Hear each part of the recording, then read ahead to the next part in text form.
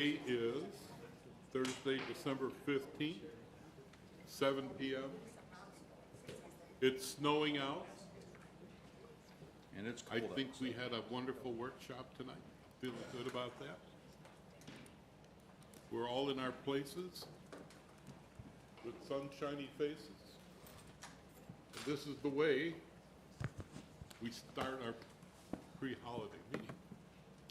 Thank you to the staff for all their assembly of the goodies and the dinner. That was very nice. Oh, well, I guess I'll call the meeting to order. Madam Clerk, if you would, call the roll. Trustee Kemper?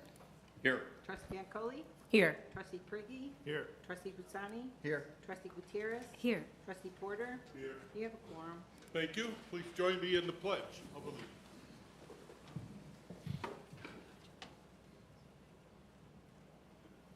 I pledge allegiance to the flag of the United States of America and to the republic for which it stands, one nation, under God, indivisible, with liberty and justice for all.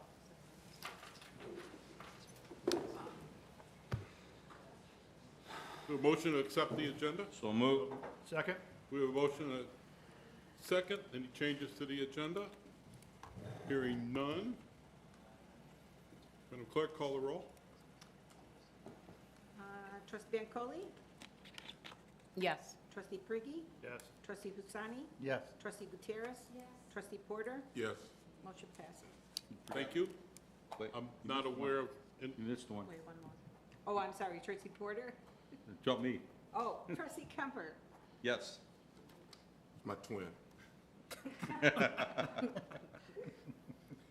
Oh.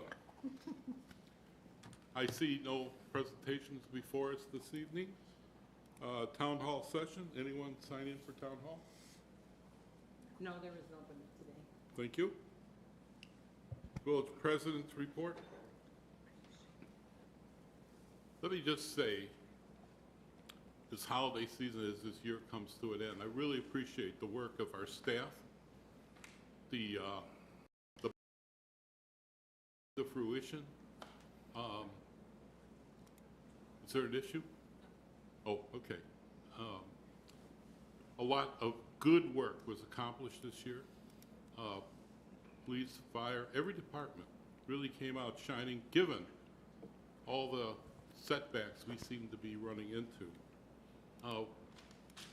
I'm looking forward to the new year and some positive activities. I'm looking forward to bringing to closure some of the grant dollars that we've applied for. They're like stacking up, and the state's getting ready to do their work so we can receive those dollars, which are so important to the work that's been accomplished, whether on the ball fields, on the rail crossing. I noticed the signaling is in, so I'm feeling good about that. One of these days we'll have safe crossings. Public Works has probably noticed that they've moved access to the rail yard. That direct up and across the tracks was a hazard waiting to happen, so we fixed that and continue to take care of ADA needs out there. So that's all been a work in progress, and I'm happy to see that moving along. Yesterday I had a Metro Board meeting, and I had to follow up with another meeting, so I had to drive. Took me an hour and 50 minutes leaving Hanover Park to get to Canal Street and Jackson. Hour and 50 minutes. I could have taken the train and been down there in less than 55 minutes. It's a disaster out there on the highway trying to go downtown. If I didn't have two places to go, I would have been on the train and I would have had plenty of time. Then coming back was over an hour because of traffic, hour and a half coming back. So I believe while we're still not at 100% with the railroad, I think the future of commuter rail is shining bright. With those kind of times, people are going to look forward taking Metra again. And as one who's an advocate for commuter rail, it's a real plus for many who cannot afford to drive downtown every day. And the quality jobs are at the end of that railroad downtown. And more people are coming back, so I'm pleased to say that as a little update. Day to meeting of Mayor's Caucus on electric vehicle initiative because of our early work with the Mayor's Caucus and the what do we call it, the name of that whole program? Yeah, the So Smart award that we received a few years ago. We're one of 18 pilot programs, pilot communities to work on the EV project. So I'm looking forward to that work. It's ahead of us. I know Trustee Porter's been an advocate for electric vehicles, but we're all interested in conservation and looking forward to that. I know there's some quality needs out there, the grid being one. Commonwealth Edison has to have a strong grid as we move forward. The recycling component of batteries for vehicles is necessary, and it's all in its infancy. So we don't want to move too fast, but we want to be at the front end and take advantage of the savings and the grant dollars that'll help us in our activity in those pilot programs. So it was a good meeting. Went down to the old post office, and that's been rehabbed. If you ever have a chance to go down there and take a little tour, you should. It's beautiful, and the future is going to be in that building. It's huge. It's absolutely huge. So next, I'd like to move to approve by unanimous vote items on the consent agenda. So moved. Second. We have a motion and a second. Madam Clerk, call the roll. Thank you. Trustee Priggy? Yes. Trustee Husani? Yes. Trustee Gutierrez? Yes. Trustee Porter? Yes. Trustee Kemper? Yes. Trustee Bancole? Yes. Motion passes. Thank you. 786, move to approve warrant 12/15/2022 in the amount of $2,176,650.36. So moved. Second. We have a motion and a second. Any discussion on the warrant? Hearing none. Madam Clerk, call the roll. Thank you. Trustee Husani? Yes. Trustee Gutierrez? Yes. Trustee Porter? Yes. Trustee Kemper? Yes. Trustee Bancole? Yes. Trustee Priggy? Yes. Motion passes. Thank you. 787, move to approve warrant 11/19/2022, 12 through 12/8/2022 in the amount of $1,337,685.45. So moved. Second. We have a motion and a second. Any questions on the warrant paid in advance? Hearing none. Madam Clerk, call the roll. Thank you. Trustee Gutierrez? Yes. Trustee Porter? Yes. Trustee Kemper? Yes. Trustee Bancole? Yes. Trustee Priggy? Yes. And Trustee Husani? Yes. Motion passes. Thank you. 78, move to approve October 2022 P cards in the amount of $23,310.55. So moved. Second. We have a motion and a second. Any questions on the P cards? Hearing none. Madam Clerk, call the roll. Thank you. Trustee Porter? Yes. Trustee Kemper? Yes. Trustee Bancole? Yes. Trustee Priggy? Yes. Trustee Husani? Yes. Trustee Gutierrez? Yes. Motion passes. Thank you. Juliana, Village Manager's Report. Looks like water billing process is in there. Yes, trustees, the board asked for us to place on the agenda the water billing process. We provided in your packet the process we currently use, and I believe that the board had, were available to answer any questions on. We had a full review of the historical process and made some changes a couple years ago. And so we're happy to answer any questions about how things are going or why things are the way they are, or what they were before, and have that discussion. Any questions on the board? So thank you. So I would appreciate a little bit of background on where we are seeing, so at what point in these 35 days that you have laid out, at what point are we seeing where our residents are having the most,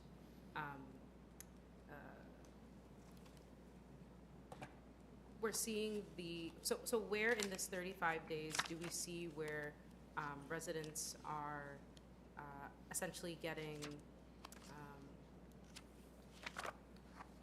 for lack of a better term, tripped up in regards to paying back what they owe? Is it at that 35-day mark when there's that additional $50 termination fee added? Is it kind of that initial like 22-day mark where there's that like additional 10% added? Like where in that month? Well, after the 21st day, then the 10% will kick in. And then on the 24th day, we will send the termination notice that they have until the 34th day, which is extra 7 days to make a payment. On the 35th day, then it's also specified on the termination notice that if they didn't pay on the 34th day, on the 35th day, there's going to be an extra $50 charge to it. At that time, they have to pay the past due balance, including the current charges. And then the way that when that happened, some people will pay, but majority of the customers that didn't pay late, they're waiting for the tag that we, the notice that we put on the residents. Then they're gonna start coming in and make a payment. For example, we're, Sorry, just to clarify, is that the 25th day? the 35th day, the 35th day. So when we post the notice, we still the 36th day. When we post the notice, when we put a notice on the resident's house, then from there, they have 7 days before we can shut the water off. That's when they start coming in and make payment. So for example, we will tag an average of 150 residents. By the time we do the actual shut off, we're only shutting off like 40 or 50 in average. So within that period, that's when people are just kind of come in and make a payment. Thank you for walking me through. So that 40 to 50 average, is that per month? Excuse me, I'm sorry. So that 40 to 50 average, that's per month, right? Yes. If you look up the last quarter report that I sent in October, you will see those are the final numbers of residents that being shut off. And how many accounts do we have? We have 11,000 account. My other concern is just, so thank you, Remy.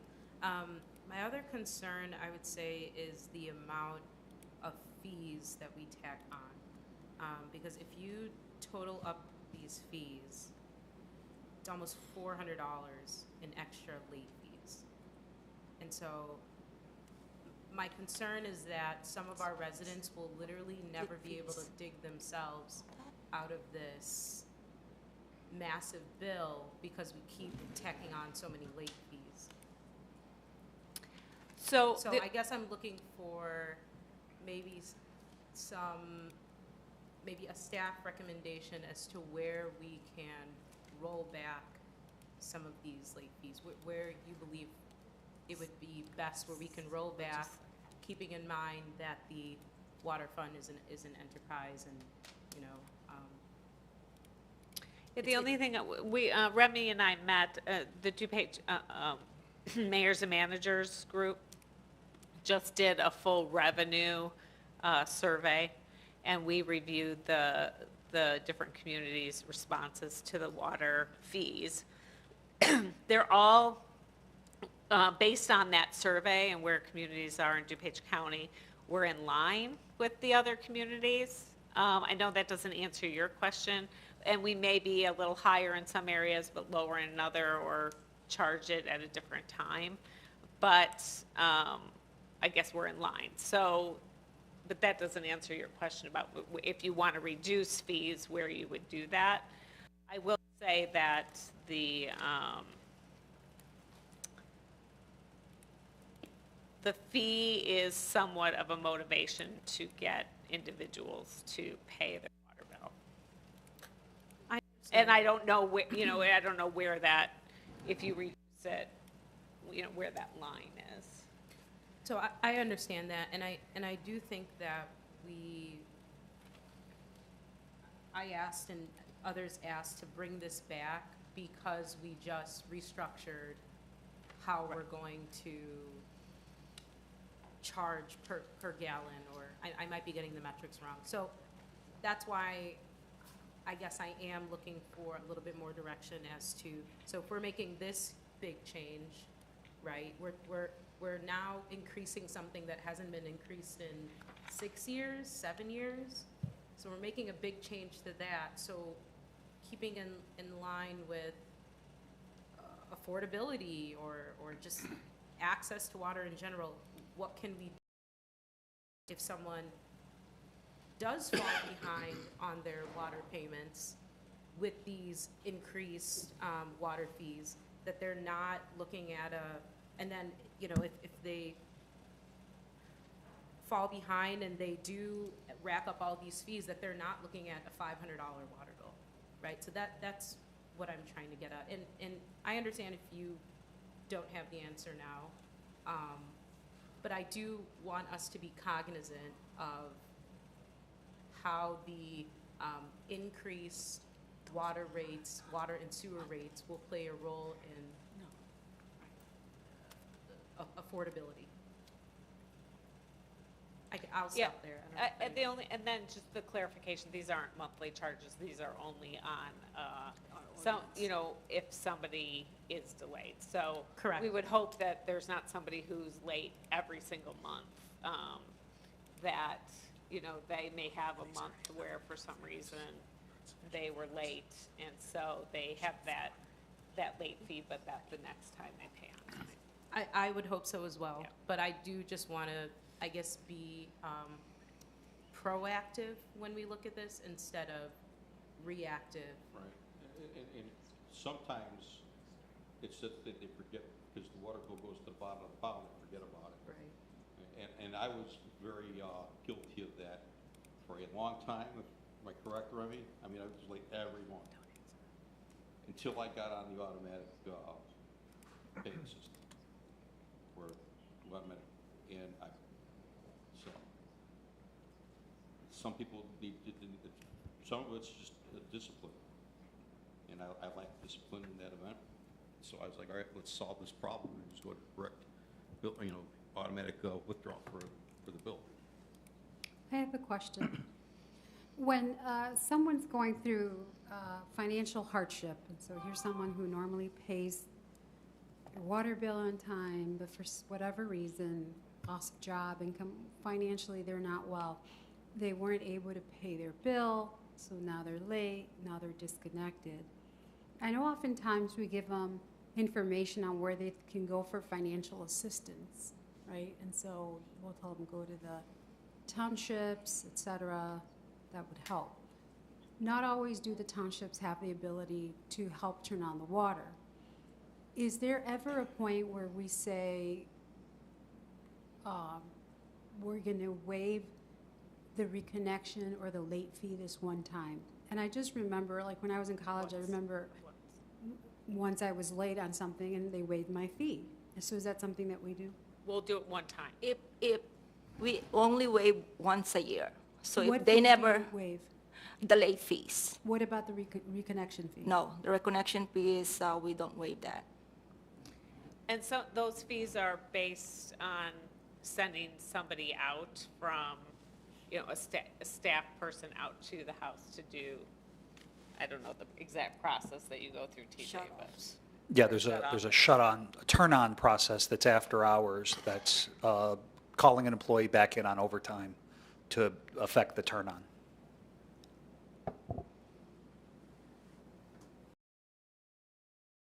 Who is financially burdened So I'm late on my water.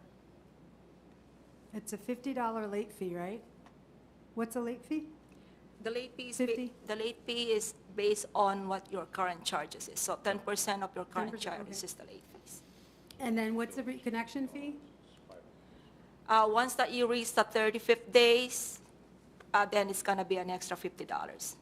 Plus 10% of whatever you owe. Yes. Now, I got a question. So, let's say they came in and paid after the shut-off, and they paid that fee well before it would be overtime hours, and we were able to send the public works out there to turn the water back on before overtime, would we be able to waive that fee? Well, there's a difference. It's $50 regularly. It's $100 after hours. Overtime? Okay. So the 35th day fee would be $50, but if we're not quite at the 35th days, 10%, so it could be $6, right? That harms us less, so I can see why you would waive it. At $6, it's not a big deal, versus waiving the reconnection charge. Yeah, I think the last time we had this discussion, that's when we put in place, staff came up with the recommendation, and it really has worked really well, is that we added that, we don't really advertise, but we have that extra 7-day buffer where we'll go and we'll do a door hanger for them as a reminder, and that's worked really well to remind somebody, and we're seeing a lot of people, not that we have a lot that are in this situation, but we're having, it prompts individuals to come pay. I know we've been bouncing this around back and forth with, how we're going to deal with this. And there are no easy solutions to doing this, especially when you're dealing with people in problematic situations, particularly low income or people going through financial hardships. What I think that we ought to do in terms of looking out the box is, can we explore the establishment of a fund, a low-income fund to assist residents who are having hardships with their water billing and particularly with the fees, not so much with the bills. But if we can establish a fund that they can come and apply for, and then we can draw from that fund to offset some of those fees to help people with a particularly extreme hardship, and to do that because, to the abatements and the other things that we're talking about, I don't know if that's the solution, but I do think that if we're very creative, we may be able to find resources and establish a low income. In fact, there's talk going on in Congress right now for the establishment of a partner to the LIHEAP, the Low Income Energy Assistance Program, to do a similar program for water billing. And there's talk in Congress right now to establish that type of funding, which would come from federal and to the state and then to the local communities, to establish that, which made me think maybe we can take the lead on something like that, be proactive, and establish a fund within the village that certain individuals would qualify for to assist with those fees when there are extreme hardships in those cases. And it's a matter for future discussion. I'm just kind of putting it out there. I think that I would like to see us explore, because we're going to keep kicking this thing around about when you get fined or when do you pay a fee and when does this happen. And there's no easy solution that's going to be equitable and just across the board for everyone. But I think if we look at it from another perspective and the establishment of a fund, maybe that provides us with some solutions to help those most needy members of our community. Herb, you're a part of a committee that is pretty forward-looking on that agenda.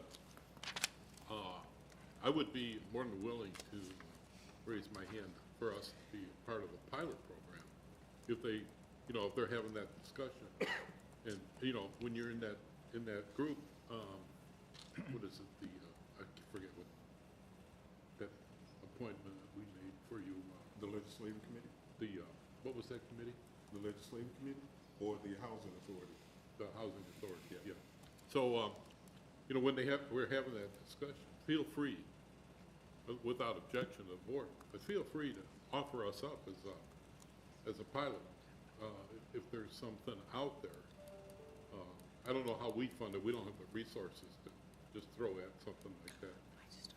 But if there's something going on, Well, as it currently stands, we don't have the resources, but I think if we take a creative look at it, we may be able to come up with a way to fund that program. I think it bears some investigation and you know, to see. This would be for like the extreme hard cases. Yeah, yeah. yeah, there's something. And only for those bills that make it unreasonably hard for them to reestablish their water services, such as the reconnection fees and the shut-off fees and that type of thing. Not so much for the billing, because I think people need to be responsible for their billing, but if they're making an honest effort to pay the bill, I don't think they should be hampered or hindered from doing that because of the fees that are associated with it. Well, let's put it on the track. Yeah, Correct. I would just say I fully support that, and I don't know if, we've talked about so much this past year, but last October, when we were talking about the creation of the service fees discount program, I believe Trustee Gutierrez and myself mentioned that fund, and so I'm so happy that you are bringing it back up, because half the board already thinks it's a great idea, so thank you. Thank you. Okay, thank you, Juliana, for opening that up. Village Clerk's report? No report, thank you. Thank you. Corporation Council report? No report other than to wish all of you a Merry Christmas and Happy New Year. Thank you, Bernie. Thank you. Where am I? And any other holiday that's being Any other holiday? I know, I won't go down that path. Okay. Trustee Kemper? Sure, so I will go ahead and name the holidays, Bernie. Thank you. So, Santa. for our Jewish community, Happy Hanukkah. I believe it starts this weekend, Starts on Saturday. Saturday, yeah. So happy Hanukkah to our Jewish community, to our African American community, happy Kwanzaa.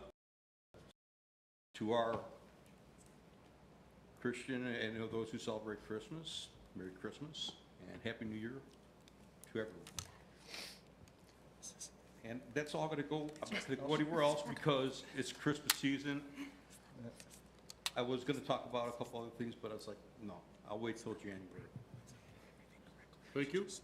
I think you're done. Trustee Bancole? Thank you, Trustee Kemper. Also, in the spirit of the holiday season, I won't give you of things that to, and that is of relevance to our community. I was able to recently attend AHAN's legislative breakfast, so that is the Association for Homeless Advocates of the Northwest District. They just talked a little bit about combating homelessness in the Chicagoland area.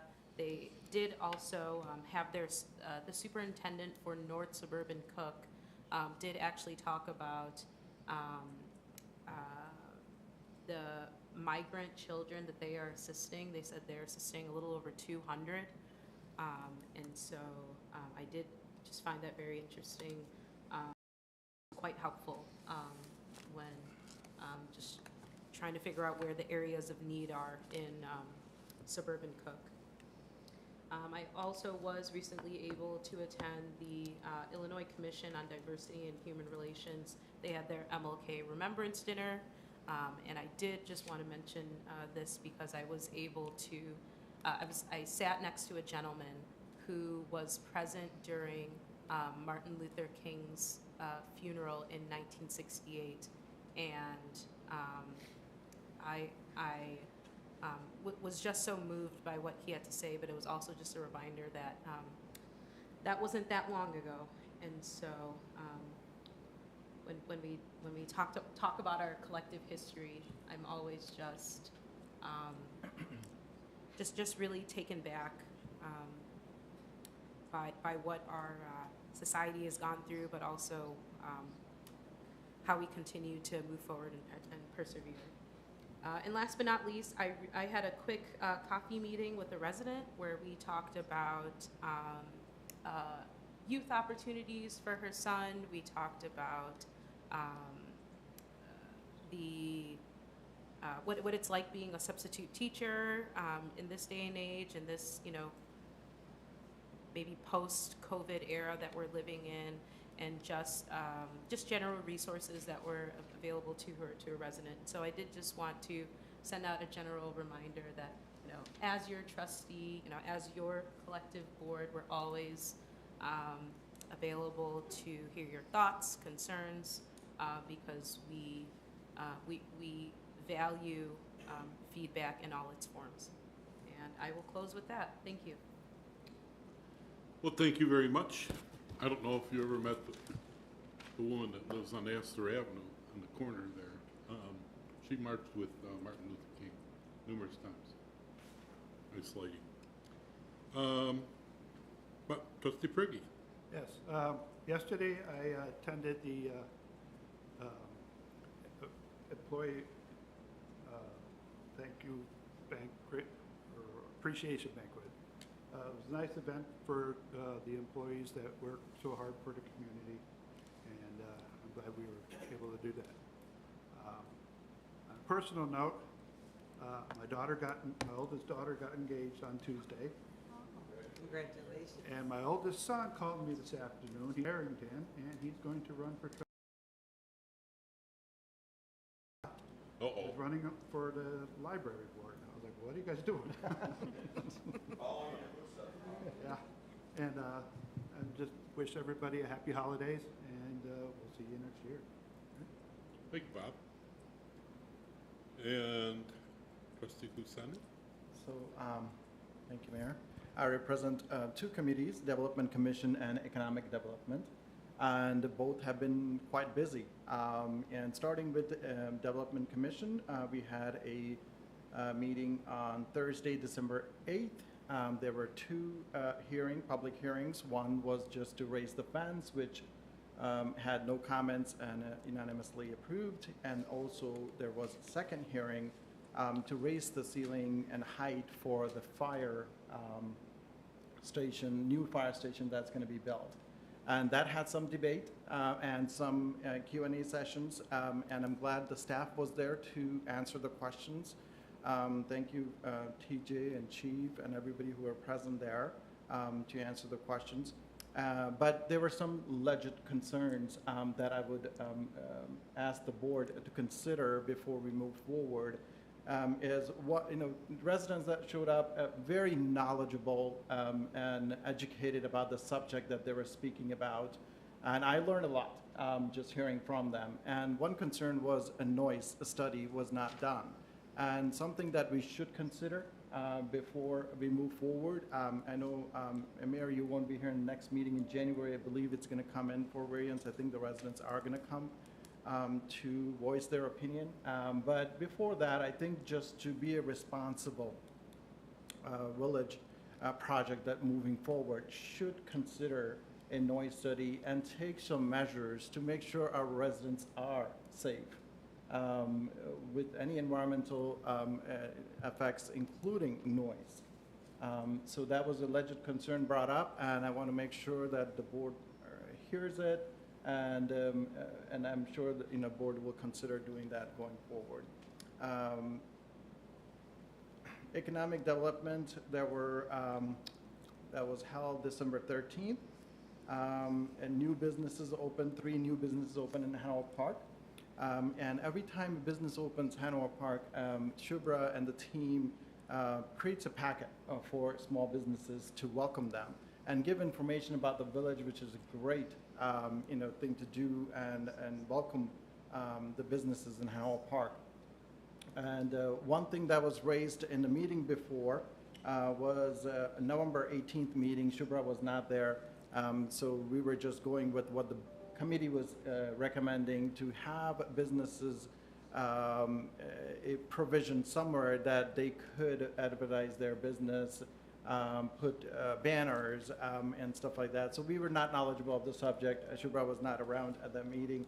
And then when she came back and I had the discussion with her, it seems like there is something already in place that we should just talk about a little bit more and then include that in the welcoming packet. So that's something that I instructed Shubhra to do. If there's something already created, why recreate a wheel when we have something already in place? And we should talk about it later and have the small businesses take advantage of being with us. And that should be one of the perks to have a grand opening and what they can do.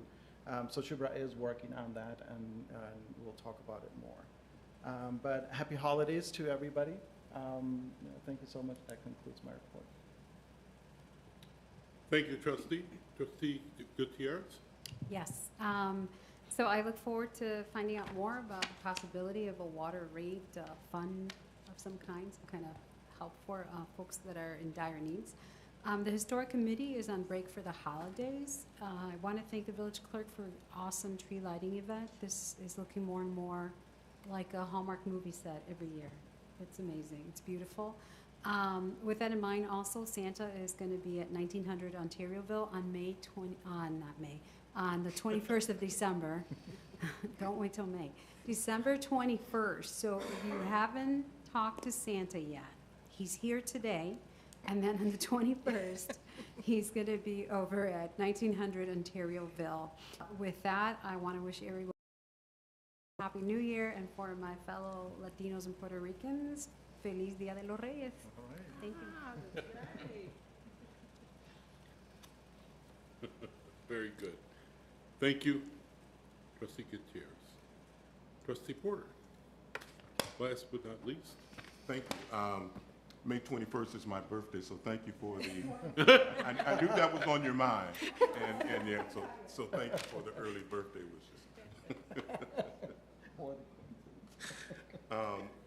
On the 21st, again, of December, the Northwest Mayor's Conference Legislative Committee will be meeting to discuss the assault weapons ban that Mayor Nancy Rotering of Highland Park is putting forward. They're putting forward a resolution that they're going to be sending to the House of Representatives to consider. I think that the tide is moving in that direction, and I think we're closer than ever to having an assault weapons ban. I think there's going to be a lot of pressure on the General Assembly to move on this. And I know it's been an item that we've discussed in different settings. So I will come back with a report and a final of what that final draft looks like of that resolution that's going forward from Highland Park. And it will be signatures with the Northwest Mayor's Conference Legislative Committee, and many communities will be joining in on that. So I will keep you advised as to the progress that makes. You were mentioning Dr. Martin Luther King, and this is a roundabout story, but my uncle, who was a circuit court judge and then an appellate judge in Memphis, Tennessee, was an honorary pallbearer for Martin Luther King. But more importantly, he presided over the retrial of James Earl Ray, and he was the judge that presided over that. How does that relate to anything going on today? He was also the judge that inspired my daughter to pursue a career in law and to aspire to the bench. And she was just sworn in on Monday as a circuit court judge in DuPage County. So you can see the full circle and what inspiration to a young child can do at an early age, and how it can impact their lives on the long spectrum of events. So when you brought up Martin Luther King, it brought up those thoughts. And happy holidays to everyone. I won't go into any other. I think we'll save the heavy stuff until we get into January. We'll do that then. But happy holidays, however you celebrate it. Be blessed and be safe. And well done. That concludes my report. Thank you. Thank you all very much. And Merry Christmas, happy holidays to all. As we move to executive session, Section 2C2, collective bargaining, and Section 2C. No, just the first one, Pardon me? just the first one. Just the first one? Just A. Collective bargaining. Upon conclusion. With that, Madam Clerk, call the roll. Trustee Kemper? Yes. Trustee Bancole? Yes. Trustee Prigi? Yes. Trustee Husani? Yes. Trustee Gutierrez? Yes. Trustee Porter? Motion passes. The time is 7:41. Motion to adjourn. So move. Second? All in favor of cake, say aye.